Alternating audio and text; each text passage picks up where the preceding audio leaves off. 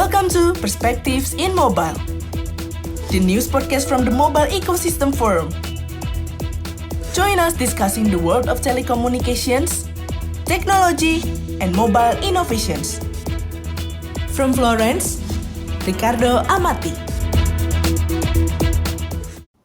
Welcome to a new episode of MEF podcast series Perspectives.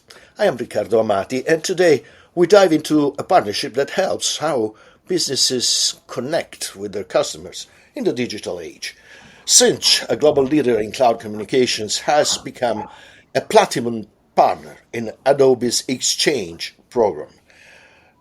We are very happy to be joined by Michael Ricci, Vice President of Business Development and New Technology for Marketing at Sinch, to explore how this collaboration is driving innovation in personalized messaging and customer engagement. Welcome, Michael. Thank you, Ricardo. Pleased to be here. Michael is a marketing technologist and a digital customer experience architect with 30 plus years of experience in digital marketing and business development. First of all, Michael, could you start by telling us a bit about your role at Sinch and in this partnership, just in a few words, just to make people understand why we're talking with you? You bet, Ricardo. Happy to. So I head up business development and strategy in North America for Sinch. We're approximately $2.8 billion CPaaS player, if you will, growing at the speed of sound.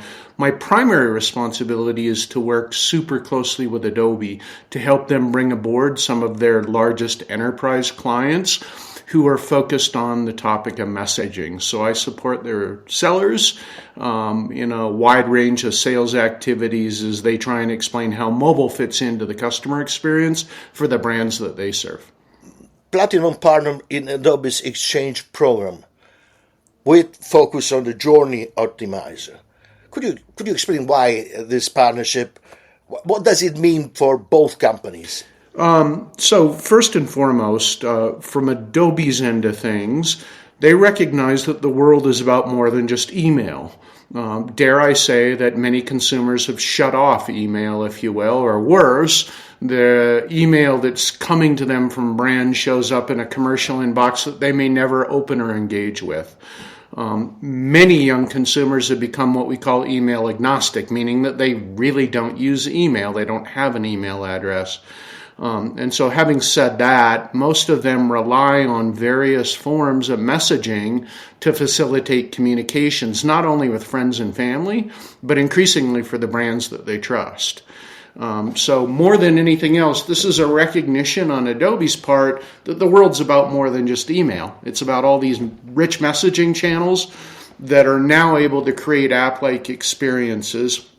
And with Adobe Journey Optimizer, they wanted to be able to reach the customer wherever they were, regardless of preferred channel, if you will. So the partnership with Sinch unlocks or opens up a wide array of messaging channels to Adobe's customers going forward. In fact, it future-proofs all forms of messaging into those channels.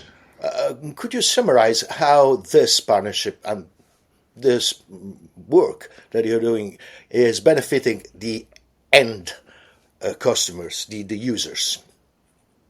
For sure. So for Adobe's end customers, their principal game is to get people to engage with their communications, and whether those communications are offers or promotions or information or invites to events, they want them to be able to open them and then convert. And by convert, maybe click on a link or join a session or download a coupon or what have you.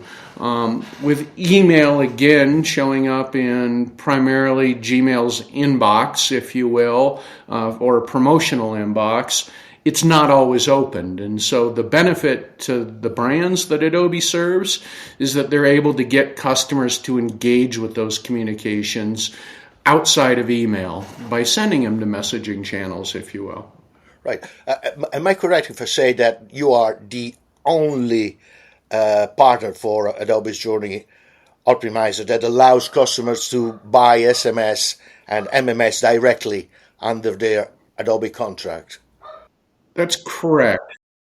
Just tell me, why did they choose you without doing too many advertising for Sinch? I mean, just what really are what really is that you give to Adobe to obtain this unique kind of partnership? Yeah, great question, Ricardo. So I think a few things. One, when you look at our technology has basically become the benchmark in the industry. And by that, I mean, we've created a technology that we call Conversation API that future-proofs all forms of communications, meaning that it's not just SMS and MMS, but RCS and WhatsApp and WeChat and Line and Viber and KakaoTalk and Signal and Telegram and all these rich messaging channels we've built into one API. So from a channel lineup standpoint, we've got a superiority in terms of channel lineup.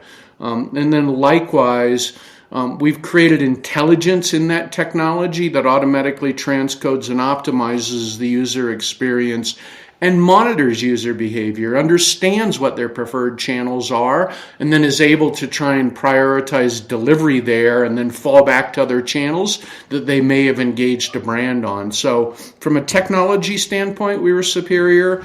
And then from a market leadership standpoint, we're superior. We go beyond where some of the other players in the space go in terms of hand-holding the brand and helping them understand how to use these channels successfully. So for all those reasons, that's why I believe we were chosen by Adobe.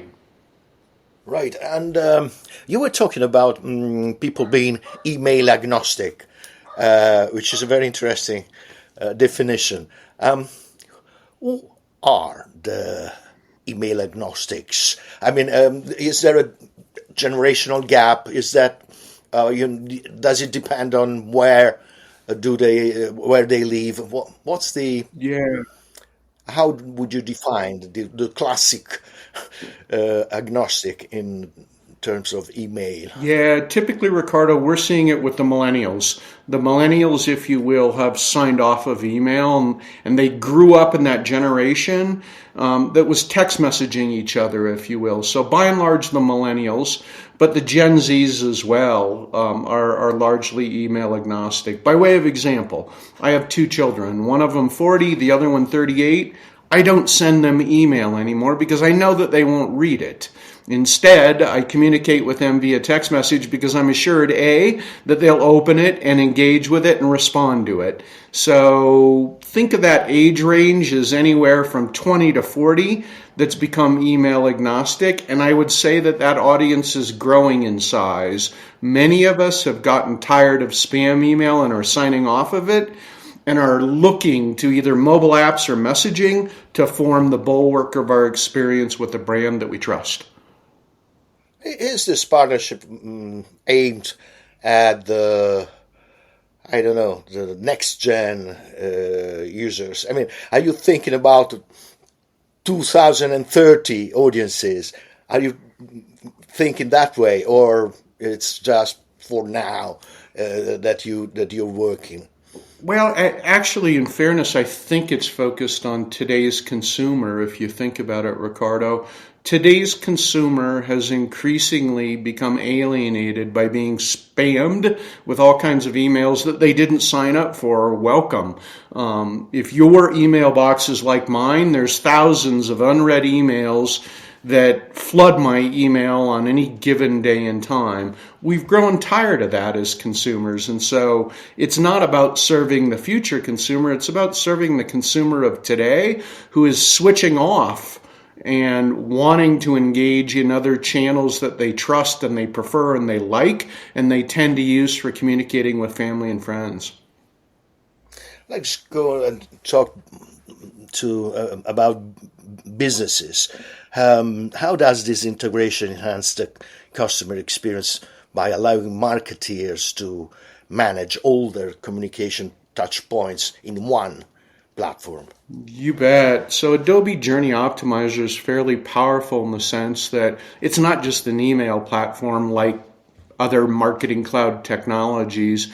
It embraces SMS and MMS and increasingly all these conversational channels like WhatsApp and RCS too. It recognizes that many of us, if you will, may wish to engage a brand in a different channel than typical email, if you will.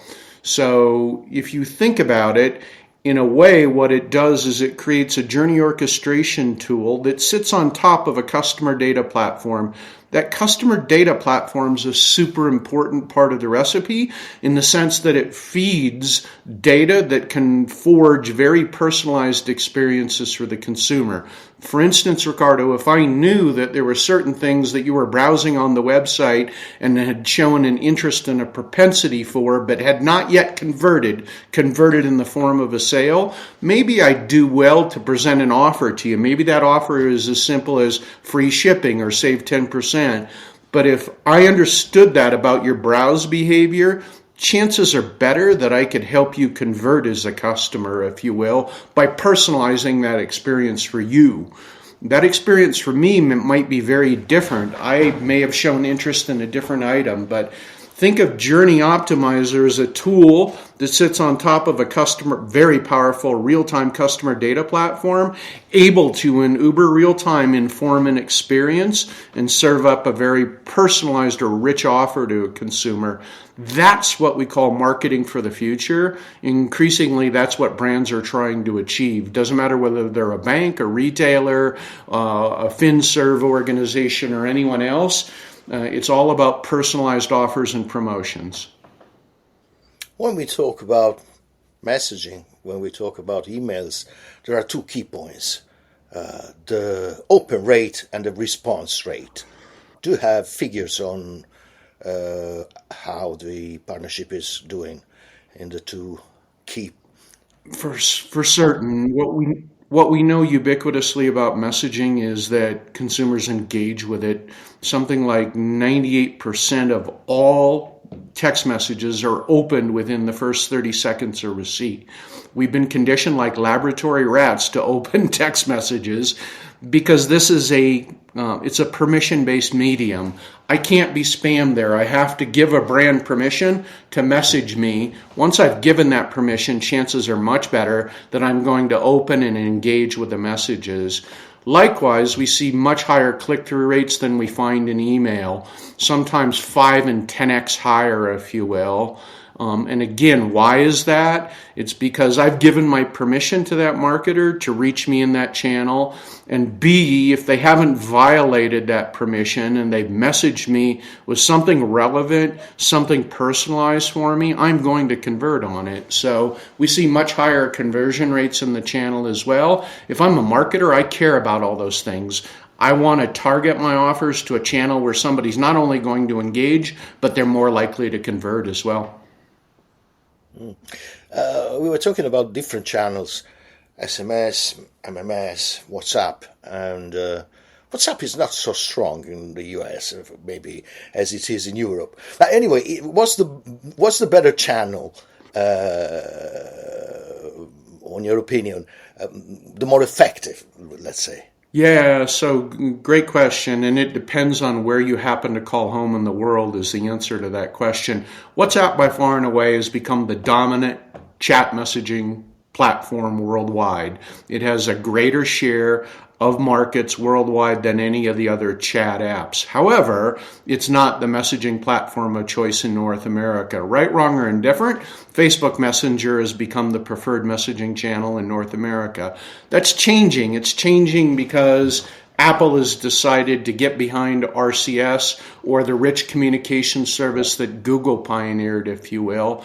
That's brought together what was a fractured audience, and what I would tell you is I'd expect in the foreseeable future RCS will be the dominant channel in the US.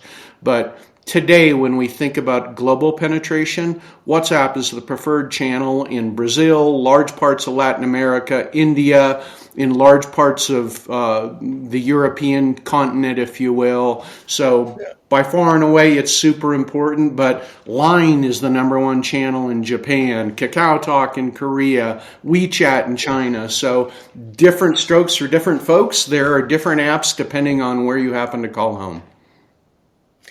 That's very clear.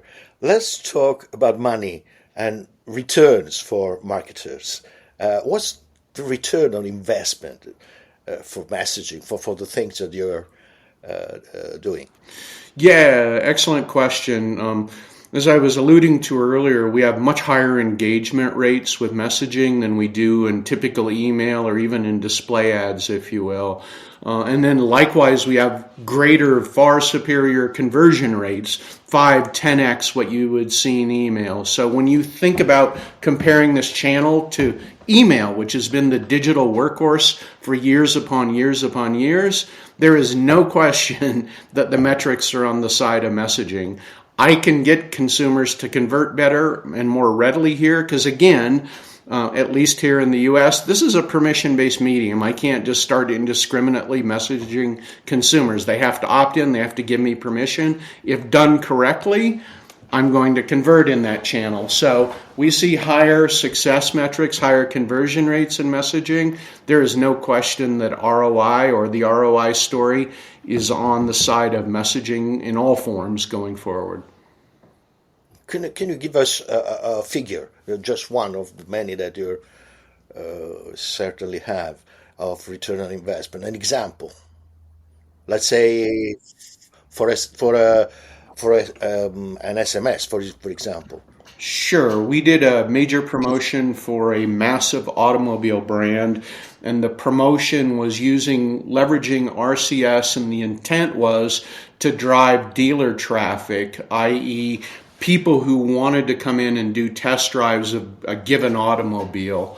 The hypothesis going in by the auto manufacturer was email had ceased working at a late stage of the purchase experience. Consumers were no longer opening and engaging with email. So the feeling was if we directed rich messaging towards those consumers, they would convert better. What we found through the trial was that the ROI was 2,750% better, superior to email. So on the basis of that, this auto brand scaled that program throughout Europe because they found that it worked. So unbelievable ROI metrics, again, if done correctly. And what do I mean by correctly? I mean that the brand is leveraging data about me, the consumer. Once I've given permission to this very personal channel, it's imperative that brands personalize that experience, that they don't treat it like what email marketers used to. We called that batch and blast email marketing, where everybody received the same email regardless. It needs to be relevant. Absolutely. It's all about relevance in this channel. So if I can personalize that experience, if I can really hyper-target the model they're looking at or the color they're looking at, chances are much better that that communication is going to be super welcome and they'll schedule that test drive, Ricardo. How do you see the future of conversational messaging evolving in the coming years? And what could Sinch role be? Yeah, excellent question. So what we know about SMS, and we've been serving SMS marketers for 25, 30 years now, is that whether we like it or not, consumers are responding to those messages. They're responding with questions in many cases that are going unanswered. There is no question that this medium is a two-way medium, that consumers have questions that they wish to get answered. And you're seeing that in spades. Many of the big retail brands have moved into full conversational commerce experiences where in real time they're able to answer consumers' questions, not with live agents, but rather with conversational chatbots trained, if you will, to answer frequently asked questions or the typical questions a consumer might engage a brand with, if you will.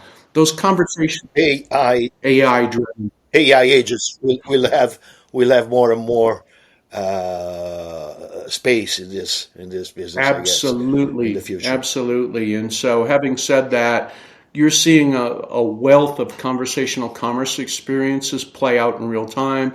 Our friends at Subway, which is a brand we serve, created something called the Sandwich Bot, where I can go and I can order whatever sandwich I want from the Subway menu. I can have whatever toppings I want on that. I can order chips and a drink and what have you, and lo and behold, it'll be waiting at my local Subway or the closest Subway to me, wherever I place that order.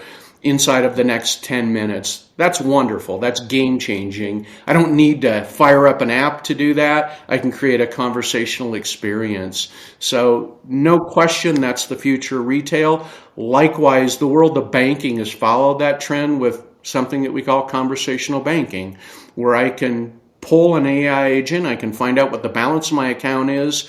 If there's an overdraft, I can transfer funds from one account to another. I can ask for financial advice from the bot, so on and so forth. And again, all this is playing out in the world of messaging and what have you, all driven by AI bots. So no question about it. Doesn't matter what your vertical is, whether it's travel, whether it's retail e-com, whether it happens to be hospitality. These two-way experiences are the future of all experiences.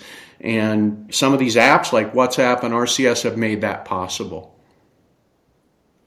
We need to touch one more topic, and it's security. It's privacy. When we talk about digitalization, it's always an issue. And with the artificial intelligence making impressive steps every day, because it learns every day. Privacy and security are major concerns, especially in industries like, for example, healthcare.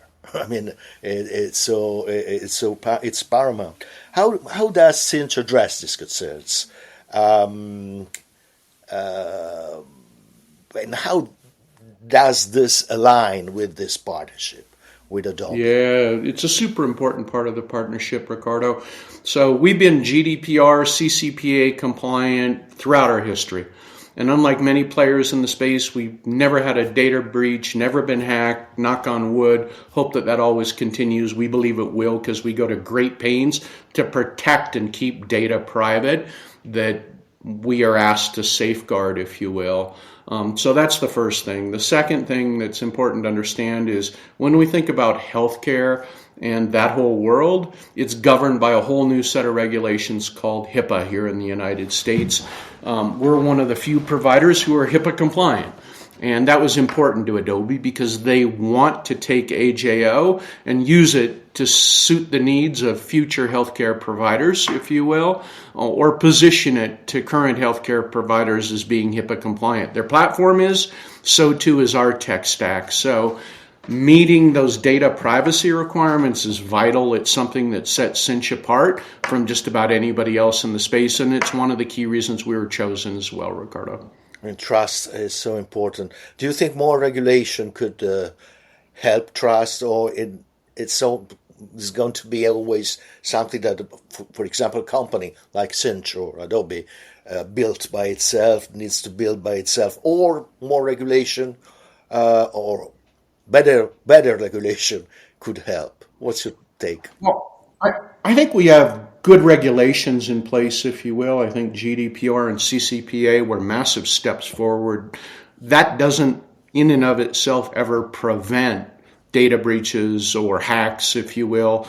That is honestly just part of our world. What it does is it places literally pressure on providers like Sinch to go to even greater lengths to keep that data private.